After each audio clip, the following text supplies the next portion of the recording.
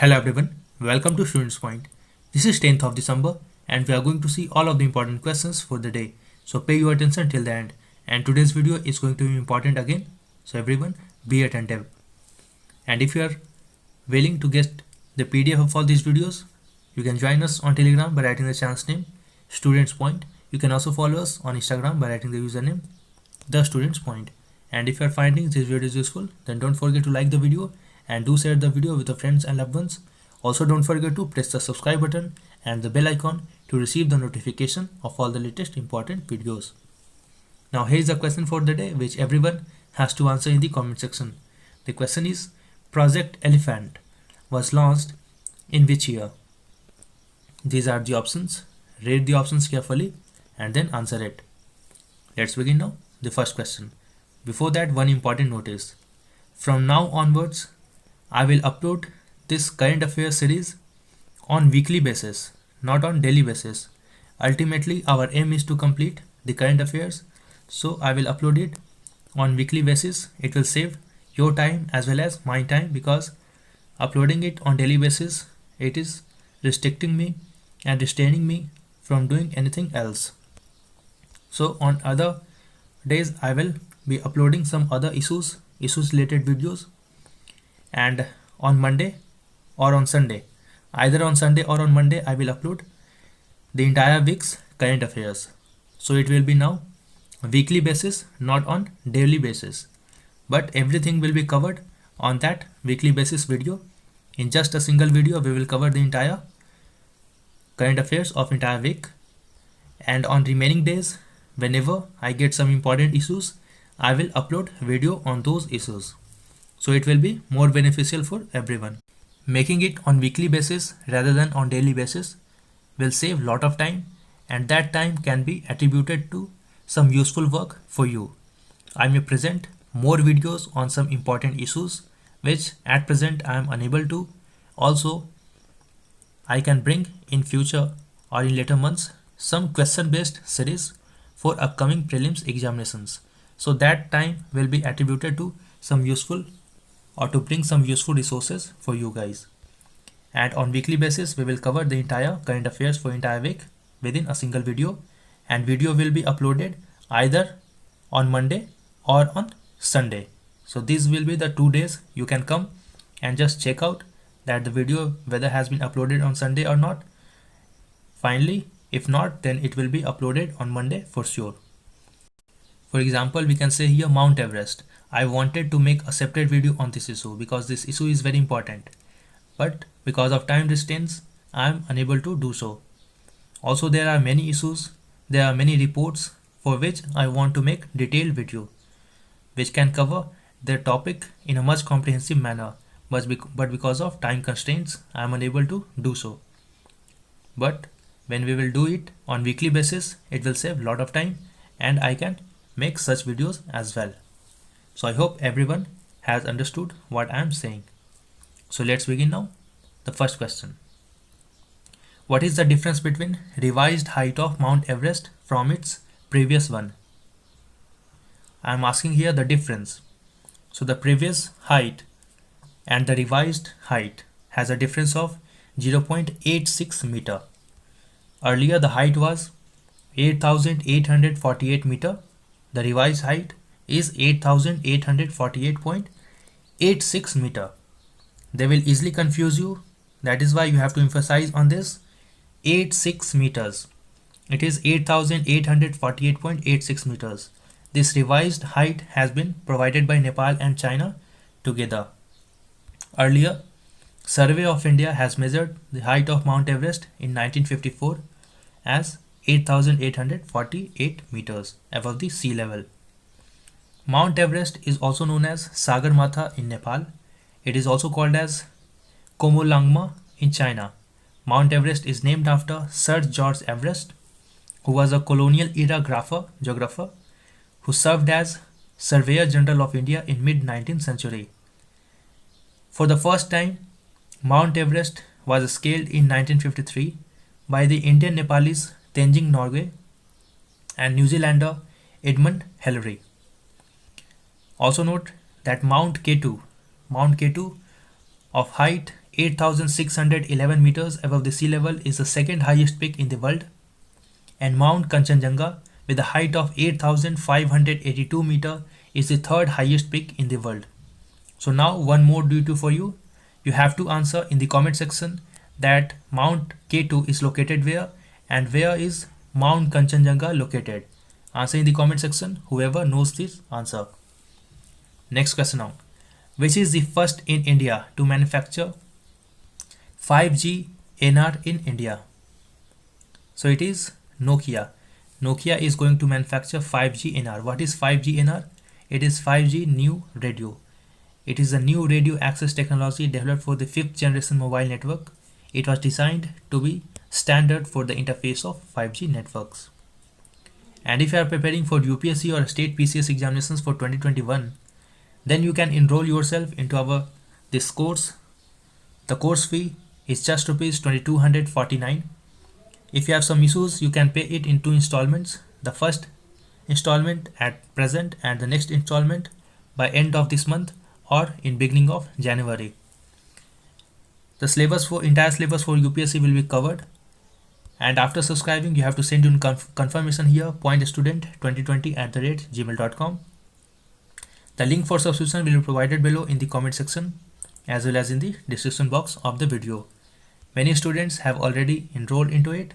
If you want to join, you can join as soon as possible so that you don't lag behind. As only few months are left for UPSC, most probably they will take exam in June or July, because this month or this year the examination has been delayed because of COVID.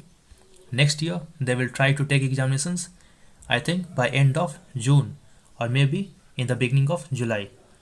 So less time is available. You can enroll as soon as possible. Let's move ahead now. The third question. Which became the first country to roll out COVID-19 vaccine in the world?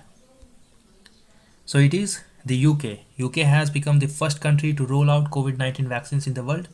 It has rolled out vaccines manufactured or developed by Pfizer of US and BioNTech.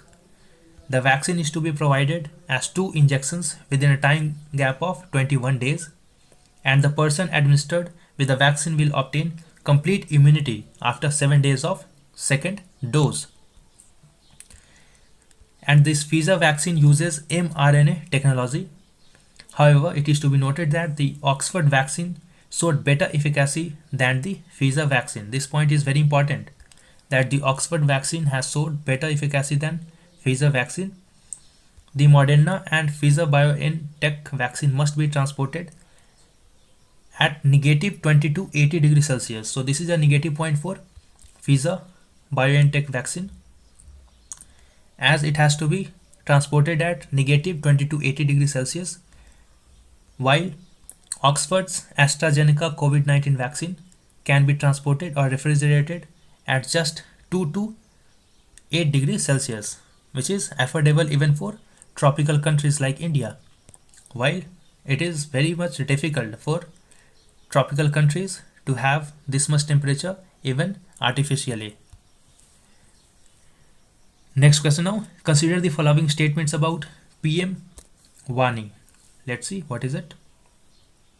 The public Wi-Fi access network interface, here Wani means Wi-Fi access network interface, will promote growth of Wi-Fi networks in the country.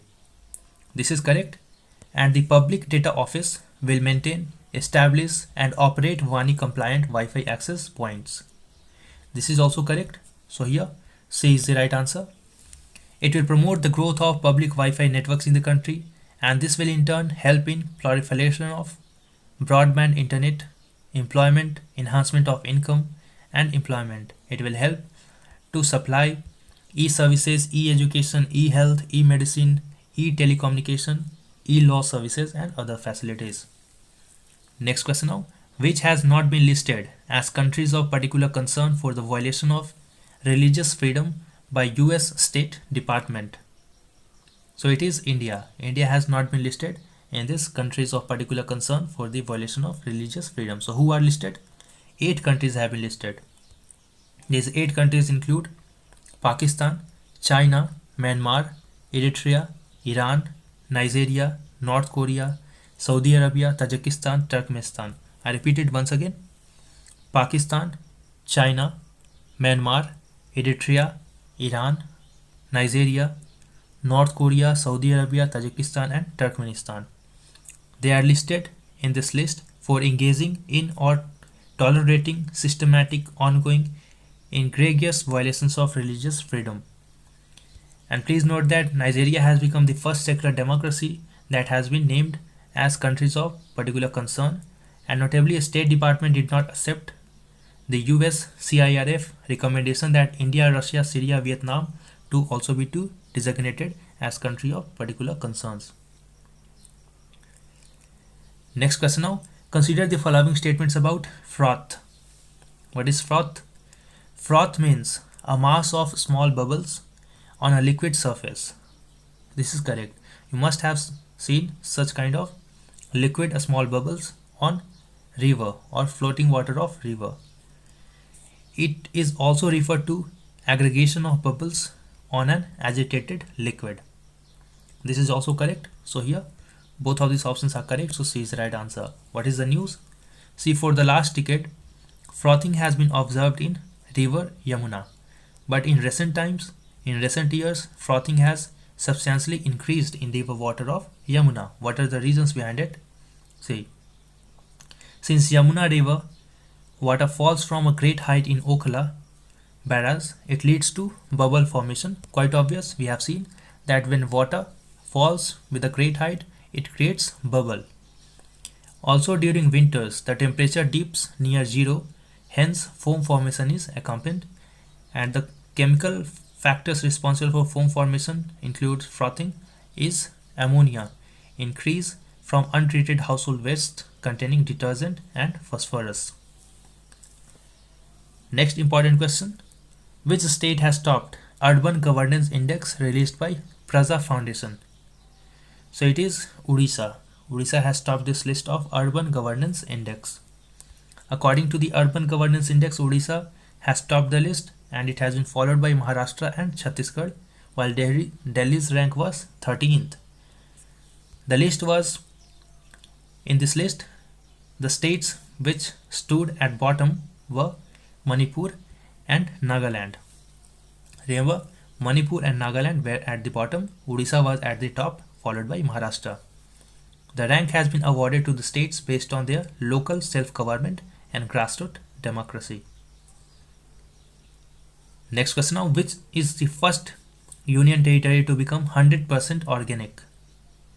So it is Lakshadweep. Lakshadweep became the first union territory to become 100% or to have 100% organic farming.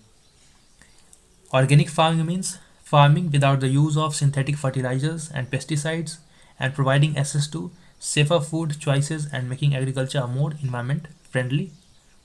Earlier in 2016, if you remember, Sikkim became the India's first 100% organic state. Lakshadweep group of islands have been declared as organic agriculture area under participatory guarantee system. What is participatory guarantee system? It is a process of certifying organic products which ensures that their production takes place in accordance with the laid down quality standards, and it is implemented by Ministry of Agriculture and Farmers Welfare.